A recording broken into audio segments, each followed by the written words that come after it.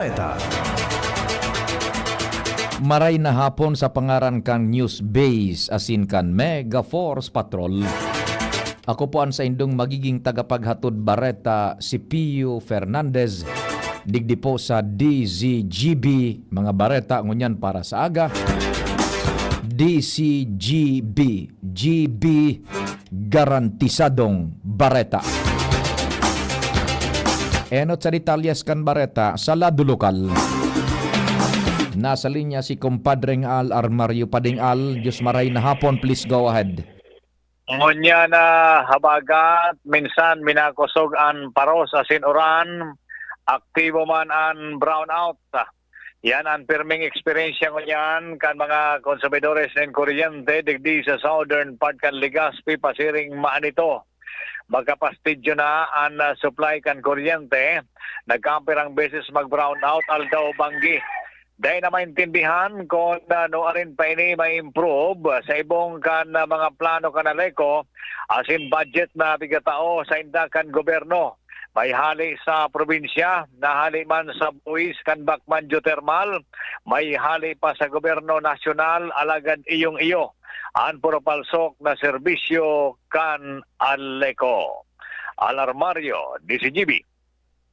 Ang baretang ini hatod sa Indokan. Plemex. Pag may ubo o hika, Plemex agad. Basta lagundi, Plemex. Thank you so much, Compadreng Al.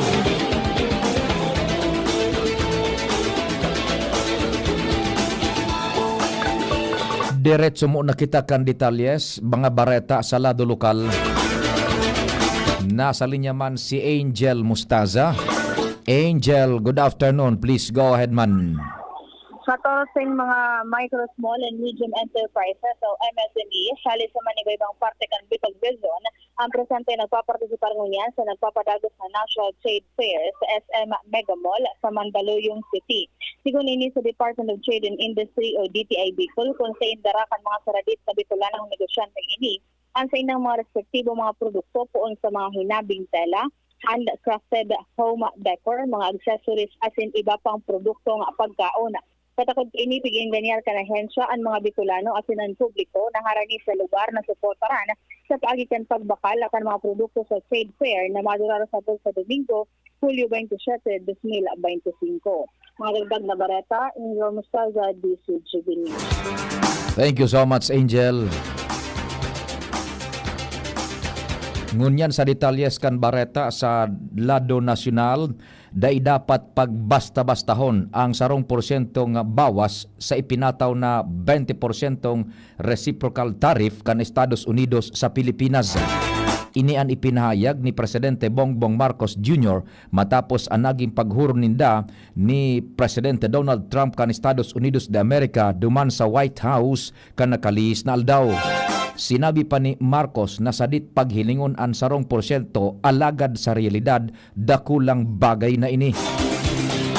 Dagdag pa niya na dakul pasindang na paghururunan manunungod sa tariff rates asin sa mga kasunduan sa komersyo sa mga masunod na aldaw.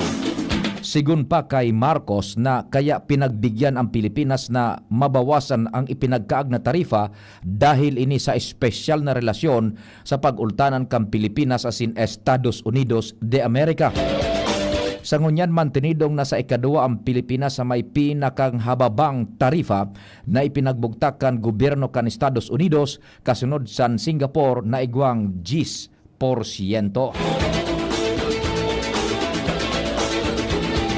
Sa katakod na bareta, nadehado ang Pilipinas sa naging kasunduan kan Pilipinas asin Estados Unidos kasunod kan tulong aldaw na official visit ni Presidente Ferdinand Bongbong Marcos Jr. sa Estados Unidos.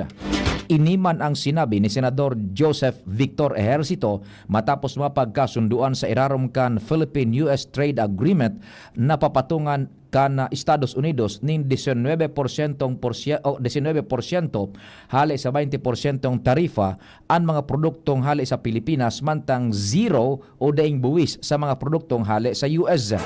Sigun pa kay ehersito kung talagang kasurog ang hiling kan US sa Pilipinas, dapat naging patas ang trade agreement sa pag-ultanan kan duwang nasyon. Sinabi pa kaini na grossly disadvantageous ang kasunduan sa Pilipinas kung sa indagdag pa kaini na little brown brother pa sa giraray ang hiling kang Estados Unidos sa Pilipinas.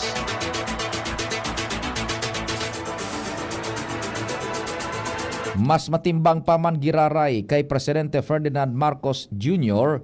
ang Estados Unidos kaysa sa China dahil sa haloy ng alyansa kan duwang nasyon. Ini ang kasimbagan kang presidente matapos mahapot kung paano kaini babalansehon ang sitwasyon sa gigibuhon na Asian Summit sa masunod na taon sa Pilipinas. Sigun kay Marcos, dahil kay puha na balansehon ang relasyon kan gobyerno sa Amerika asin China dahil independent and foreign policy kan sa iyang gobyerno asin pangenot na maabot niyang tutukan ang pagdefensa sa teritoryo asin diretso sa soberanya. Tinaawan doon pa kaini napighingo kan sa iyang administrasyon na makabilog ng koalisyon asin multilateral relations sa mga nasyones na uyon sa prinsipyo kan Pilipinas asin nagsusunod sa international law arog kan UNCLOS. Sa nakatalaan na ASEAN 2026, piglalauman na atindiran ini kan 10 nasyones kan Asyano o kan Asia kung saan day kasabay ang China, alagad imbitado si Presidente Donald Trump kan Estados Unidos bilang dialogue partner. Mientras tanto, nagtutubod si US President Donald Trump na magkakaigon ng mas dakol na ammunition ang Pilipinas asin Amerika en kaso madagos ang pagkapatindog kan ammunition hub sa Subic, Zambales. Sigun kay Trump, pakikinabang digdian sa indang mga kaalyadong nasyones sa Indo-Pacific region. Matatandaan na purbaran kan Kongreso kan Estados Unidos ang fundo para digdi. Tinaawan doon ni Trump na nasabing ammunition hub importante mantang welcome naman para kay Presidente Ferdinand Marcos Jr. ang pagkapatindog ka nasabing ammunition hub sa nasyon dahil susog ini sa Self-Reliance Defense Program. Balikan tan detalyes kan Bareta sa lado na lokal. Nasa linya si Chief Jimmy. Chief Jimmy, marhay na hapon. Please go ahead. Maray na hapon pa di, pwede nang agihan an tinampo sa barangay Pintor sa Pulangi pero doble ingat man giraray. An mga behikulo motoristang mag-aaragi digdi pababa asin pasakat. Pagsabing malumoy, malumoy na an bulod sa gilid kan tinampo. Sige pa an rasay dahilan ta sige pa an bagsakan uran. Matatandaan kasudma asin kasubanggi sige an tupag kan bulod kung kaya natabunan sa tinampo resulta apektado an mga barangay sa upland dahilan kay ni nagkaiguan ng intervention ng lokal na gobyerno kan Pulangi sa pamamayo ni Mayor Giselle Salceda asin provincial government sa pagiman kan Provincial Engineers Office kung saan magkatuwang ang LGU asin PEO sa pagi kan mga ekipahe sa pag-move out kan mga nagrasay na daga kung kaya sa ngunyan na pagkahapon nakakalusot na paluway-luway ang mga lunadan. Si Gobernador Noel Rosal na pasyarman sa lugar kung saan ang pag-iisip kan Gobernador padikihan ang gilid kan bulod o kan tinampo para maprotehiran ang mayor na agihan kan mga residentes kan sa 17 mga barangay sa upland areas kan Pulangi, Albay. Mga dagdag na bareta, Jimmy Nasalita, DCGB News. Thank you so much, Chief Jimmy.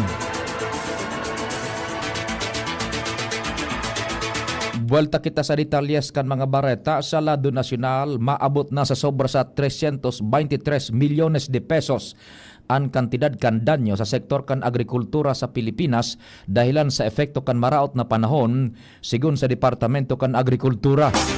Basado sa datos kan ahensya, kaibanan sa mga naafektaran ang mga pananom arog kan paroy, mais, kamoteng kahoy, mga high-value crops, pati na ang sektor kan mga parasira, mga hayop asin manukan, asin mga infrastruktura kan agrikultura na maabot sa 10,595 metriko tonelada ang nawarang produksyon. Pikakarkulong sobra man sa 14,000 na para umasin para sira na afektaran mantang maabot sa 15,000 na ektarya nin mga umahan ang nadanyaran sa rehiyon kan Ilocos, Cagayan Valley, Central Luzon, Calabar Zone, Mimaropa, Bicol, Western Visayas asin Soc Sargen. Dagdag pa kan Departamento kan Agrikultura, posibleng maglangkaw pa ang numero kan danyo samantang nagpapadagos ang assessment asin validasyon sa mga apektadong lugares. Sa katakod na Bareta, naglangkaw pa ang numero kan mga apektado kan mga pagbaha asin pagrasay kan daga dahilan sa bagyo, habagat asin low pressure area. Sa datos kang National Disaster Risk Reduction and Management Council, ngunya na Miyerkules, Hulyo 23, uminabot na sa 1.4 milyon individual, halay sa sobra sa 400,000 o kaya 401,000 na pamilya ang apektado sa gabos na rehiyon afera sa Eastern Visayas. Naka-experience man ang lugar nin o kaya ang mga lugar nin baha, pagrasay kan daga asin pagrampahog kan mga istruktura. Pinakamatinding na afektaran iyo ang rehiyon sa kan Central Luzon na sobra sa 600,000 na residentes. Sinundan ini kan Negros Island Region na igwang 166,000 asin Ilocos Region na sobra sa 157,000 na apektadong residentes. Sa kabilugan na numero, puminakol sa 21,000 na pamilyas ang mantinido sa mga evacuation centers, samantang ang iba naman, sobra sa 13,000 pamilyas ang mga nasa kaparientes. Ultimong detalyes kan Bareta, ipinahayag kan Philippine National Police na 12 katawo ang binawi anin buhay dahil sa mga pagbahang na eksperyensyahan sa dakulang parte kan Pilipinas. Sigun kay PNP Chief Information Officer Brigada General Randolph Tuanyo, kadaklan sa mga nagadan iyon dahil sa pagkalamos kung saan 5 sa sainda na i-report sa Calabarzon, mantang 3 naman sa Negros Island Region. Dua pa sa mga biktima sa kalamidad iyon hali sa Mimaropa asin Metro Manila. Base sa PNP official, ang 2 pang nabagsakan nin kahoy hali sa Northern Mindanao asin BARMM. Mentras igwa pa ning 5 katawo na i-report na nawawara dahil sa mga pagbaha sa Metro Manila, 3 sa Western Visayas asin saro sa Calabarzon.